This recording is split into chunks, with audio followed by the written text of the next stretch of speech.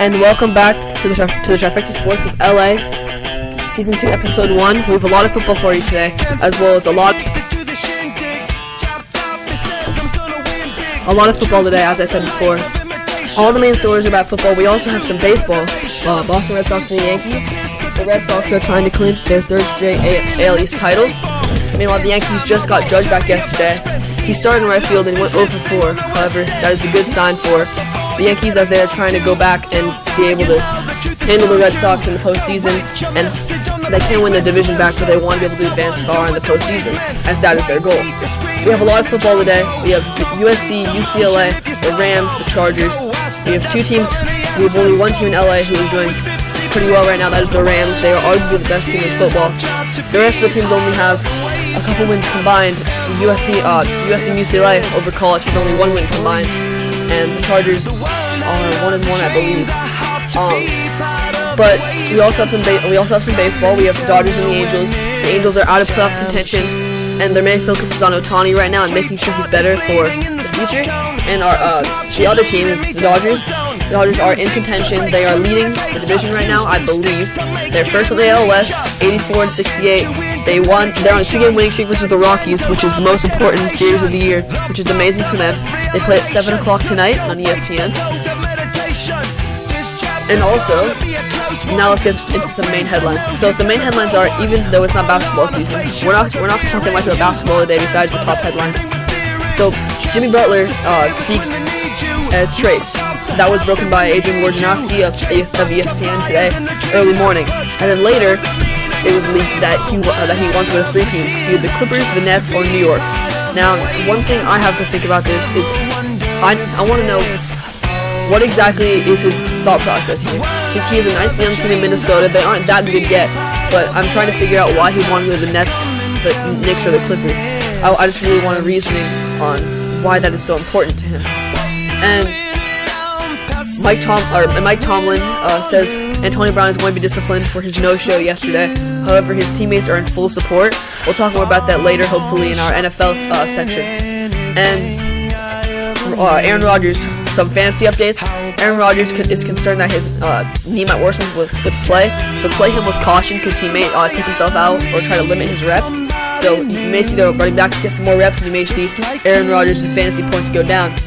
And another big story, Ronaldo, the recently acquired Juventus player, he was sent off at a red card, and he could miss his Old Trafford return, which is very big because he's in Juventus, and he's arguably the best player in the world, and he means a lot to that team, so losing him would be amazing. And so first, we're going to go into our schedule for today. Let's start off with baseball. We have the Brewers and the Reds at 4:40. The Reds are 65-87 and are out of playoff contention. The Brewers have what seems to be the MVP in Christian Yelich. He actually has 2 cycles in a month, which is very, very rare. A cycle by itself is rare. And you have the Cubs and the Diamondbacks, 6:40 p.m. Eastern. Both are in the hunt. The Diamondbacks were close, but it seems like they've fallen out of contention. They still might be able to come in to creep back, though. The Cubs are definitely looking towards the playoffs, just trying to make it far. And then you have the Mariners and the Astros and the A's and the Athletics. Mariners and the Astros are both teams who are fighting for a playoff spot, as well as the Athletics. The Angels have kind of fallen out, as I said earlier. But anyway, let's start off with USC is going into our mega football episode. So first, USC right now, they are 1-2. They lost to Stanford 17-3, and they lost to Texas 37-4. However, they beat UNLV 43-21 to begin the season. Right now, I believe they are last in their conference because they're 0-1 in their conference, and they're 1-2 overall. There have only been 2 conference games played so far. And next, they play Washington State at 7:30 on Friday on ESPN. Now, last year they played at the exact same time, on the exact same day, like day of the week, Friday. But now, instead of it being at Washington State, it is actually at USC. And this will make a big difference because last time Sam Darnold was a little shook, and they actually lost in what some people say is a very telling game in their season and could have directed them to a better bowl or maybe even the Pac-12. Not the Pac-12. The playoff. And So, and USC is definitely looking to improve. In some ways they can improve is Clay Helton is actually saying that their practices must improve because they have the talent. They have JT Daniels. They have Amora St. Brown. They have that connection there. They've been playing together since middle school, actually. And then they both went to Mater Day together. They're both 5-star recruits. They have the talent. Their defense, talent-wise, is pretty good. They have Cameron Smith returning back. And they have, I forgot his name, but he's number 45. He has a 5% body fat, and he's amazing on the field. Him and Cameron Smith have a very scary linebacker duo, and then the secondary is looking okay, but they have to improve. And Clay Helton says that their practices must improve because they have to be able to learn the skills. And the older people need to provide leadership to the younger people because it looks like they're very unexperienced out there, and it looks like they don't know what they're doing. So Clay Helton's take on it is that the older people need to help the younger people. And since it's our first episode, we're going to look at their some of their team leaders. So for the passing yards, their team leader in passing yards is obviously JT Daniels. He has 820 passing yards with 1 TD. He's a QB rating of 46, which isn't very good, but he's been trying. And he has a decent amount of passing yards through his first 3 games. He just needs to focus more on his TDs, and he needs to get over his nerves because he transferred out and he actually went in early. I believe he's still the age of a college freshman, but he just doesn't have that experience in those big stadiums as those other quarterbacks do.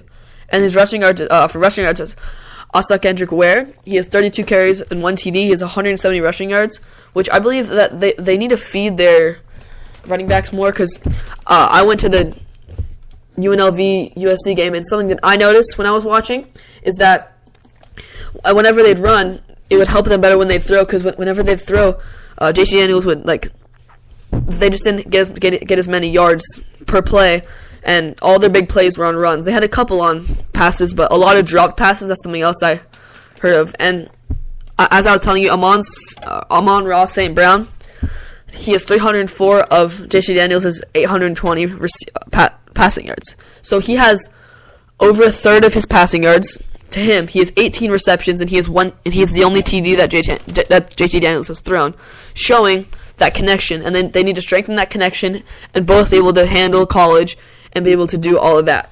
Now, as far as their ranks in the FBS, as I was saying, their passing yards per game is decent. It's 46th in the nation because I was telling you that they're getting yards. They just can't execute. They need to focus on their past the 50 defense. And their points against isn't that bad. Their points for is decently bad, and their rushing yards is pretty bad because their top guy only has 32 carries, and their top receiver has 18 receptions. I believe that they should feed their running backs more. That's just my opinion, though. Now, as we move across the crosstown rivalry over to UCLA. Now, UCLA has lost all 3 times. Their starting quarterback's out. They have a new quarterback, and his dad's talking trash to Chip Kelly. It's kind of been a little mess of a year for them, and it's just been a little mess of a year, and they have to get it together if they would like to be able to make a bowl or do stuff like that. And so they have one of the toughest schedules in the nation, I believe, and that includes they played Cincinnati, they lost. They played Oklahoma at Oklahoma, they lost, and then they lost at home against Fresno State. But Oklahoma and Fresno State were without their main quarterback.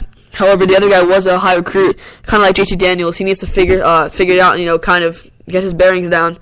They then play Colorado, then Washington, then Cal, then Arizona, then Utah, then Oregon, then Arizona State, then USC, then Stanford. Now, they play a lot of people in conference, so their out of conference was Cincinnati, Oklahoma, and Fresno State, which is pretty decent.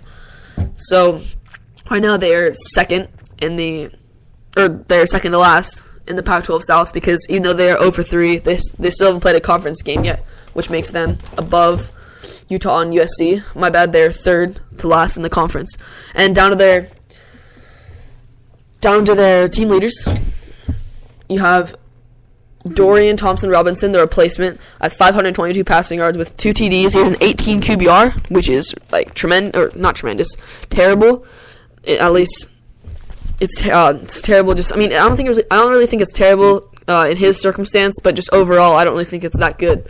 And UCLA's quarterback, Dorian Thompson, he was critical. His dad was critical of Coach Chip Kelly.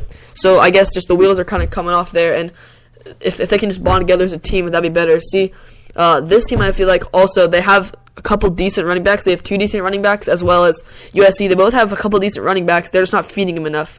For example, Kamir Allen only has 161 yards. He has 22 carries and he has a touchdown. And Theo Howard has 11 receptions with one touchdown. He is their leading receiver. So the receiver has only 10 less receptions, less than the running back has carries, which I think that even though the carries should be split, I feel like they should be, helping the run game more by feeding them both more. So that's just my take on them, and now we can go to their team stats.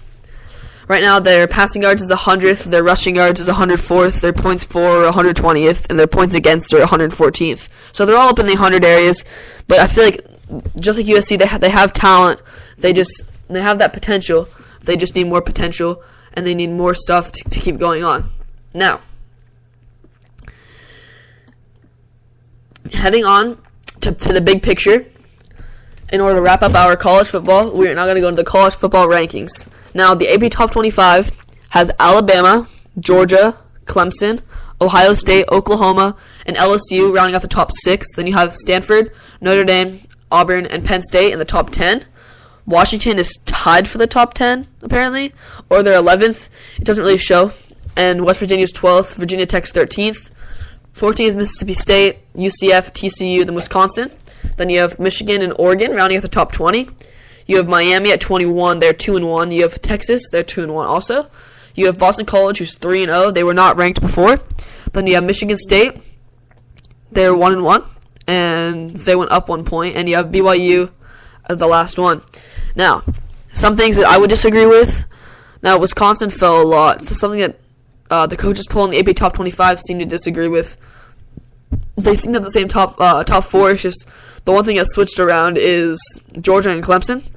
And Clemson actually got more votes for number 1 than in the AP Top 25 than the coaches poll.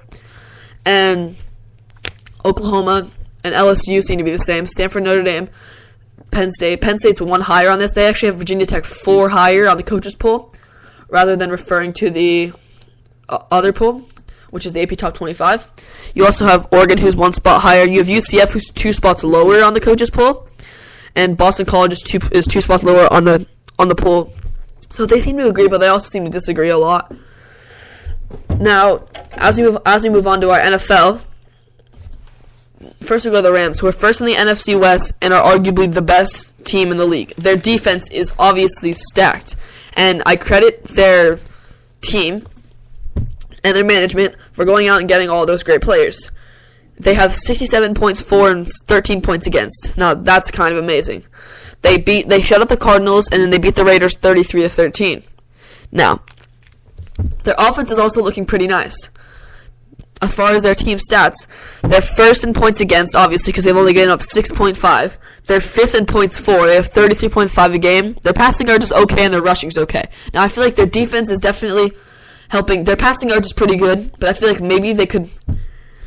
See, now this is what I was talking about. I was saying maybe they could feed Todd Gurley more after looking at his yards, but he has 40 carries for 150 yards. Now, this is what I want to see USC and UCLA do. They have this running back, and they need to feed him. For example, Brandon Cooks, their top receiver, only has 12 receptions. However, Todd Gurley has 40 carries. I believe that in order for them to be successful, that's what they should be doing. Jared Goff has 600 passing yards with 3 touchdowns. And his touchdowns seem to be spread out because Brandon Cooks does not have a touchdown, and he is their leading receiver. Now, their points against. Their defense is stellar. They added some... I don't really think they added anyone through the draft, but they added amazing people in free agency through trades. For example, Aqib Talib and Marcus Peters to help bolster their secondary. And I believe Ndamukong Suh was there, and they also locked up all of those players. They locked up all those players. For example, they hooked up Marcus Peters with a new deal. They hooked up Aaron Donald and Ndamukong Suh with new deals, which definitely improved their willingness to stay and not leave, and then they can trade them or do whatever they want with them in the future. And that's why they're in such a good position. They've locked up all their players. They have all their players there, and they're in an amazing position. Now, here's their schedule. They play the Chargers next, which is the next team we're going to talk about in the battle for LA. They have the Vikings, and then they go on a 3-week road streak. They're at the Seahawks, the Broncos, and the 49ers. Then they're at the Packers. Then actually they come back home for the Packers. Then they're at the Saints.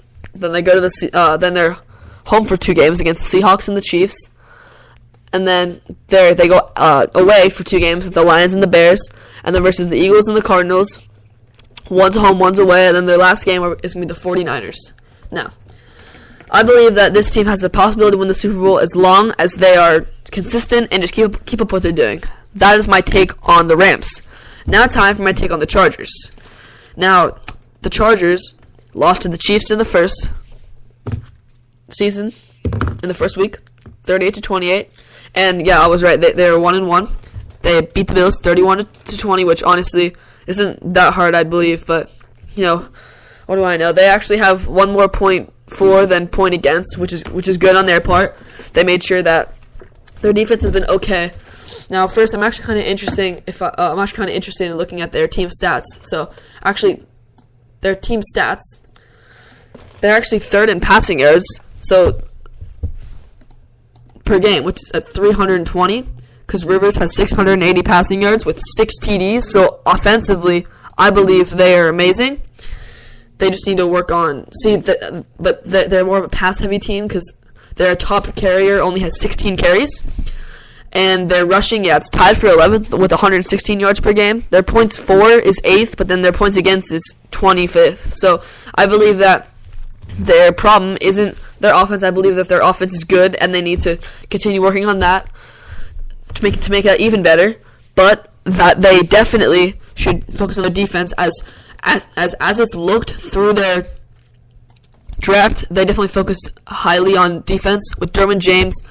And then they have the old linebacker out of USC. And then so their top 4 picks were all defensive players. And that has helped it. However, I believe that they just need to train those rookies and help them get settled in before they can make an impact. And that's my take on the Chargers. Their schedule, they play at the Rams, some notable games. They play at the Rams and the 49ers, the Raiders. They play at the Raiders twice. They play at the Raiders twice, and then they go to the Raiders. They play at the Chiefs in Kansas City. They play versus the Bengals, at the Steelers, and then at the Broncos for their last week.